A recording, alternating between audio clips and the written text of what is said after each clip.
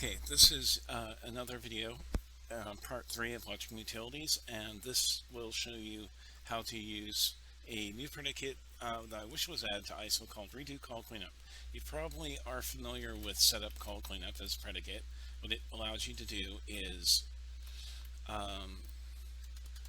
have a setup hook, and our setup is going to be write hello, and our exit hook is going to be goodbye. So how this works is writes hello, it sets up. First solution is 1, 2, 3, and then it says goodbye. And the 3 actually came as a binding after goodbye, and that's not important, but if you're just wondering why the order is reverse, it's fine.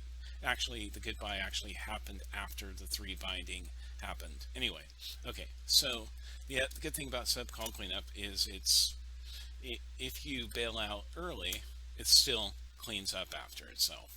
We bailed out at 2 and it cleaned up. Okay, now that's useful. It could, but we have in Logicmoo utilities another useful predicate called redo call cleanup.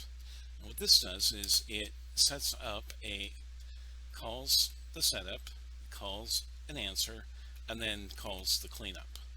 And it does that for every redo iteration. So let's see what that looks like. Hello, goodbye. Okay, hello, goodbye. Hello, goodbye. In the same way that the X was bound to 3 before the word goodbye, the same thing happened here. Okay, so so let's do something like write len goodbye X. There you go. See that? All right, so that's how that works. Setup, redo, call, cleanup. What's weird about this predicate? It's just not part of Prolog, and you know, it's not a big deal that isn't. But with this predicate, you can start building new predicates that would normally be a little bit more difficult in Prolog. So let's see some predicates we've built with this. There is a predicate quietly is part of this, and what this does is if you are tracing, it turns off the tracer temporarily and stops tracing, calls the goal, and I should probably just even say, if you're familiar with the no trace predicate in SWI Prolog, it turns off the tracer temporarily, but the problem with the no trace predicate, the way Jan implemented it, as if it was wrapped with once. So for example, I'm going to show off the predicate rtrace. So we have rtrace is just a predicate that allows us to trace non-interactively. So first I'll go over this. Okay, so we're tracing member, and if you notice, it just kind of went through really fast, and I have to press the enter key 25 times, which I would have to here.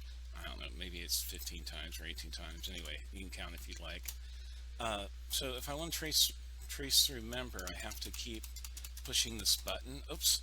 And if I push it too fast, oh crap, I have to start over again. Okay, so let's say no trace, leap, no debug. Yeah, what a mess. I mean, I'm exaggerating, it's not really a mess. I mean, we do this all the time, but okay, so for tracing member, if you don't want to press enter too quickly because you might accidentally get past where I did. What the heck is going on, right? Oh my goodness. Okay, didn't press it too fast this time, right? And it's kind of a pain in the ass for me.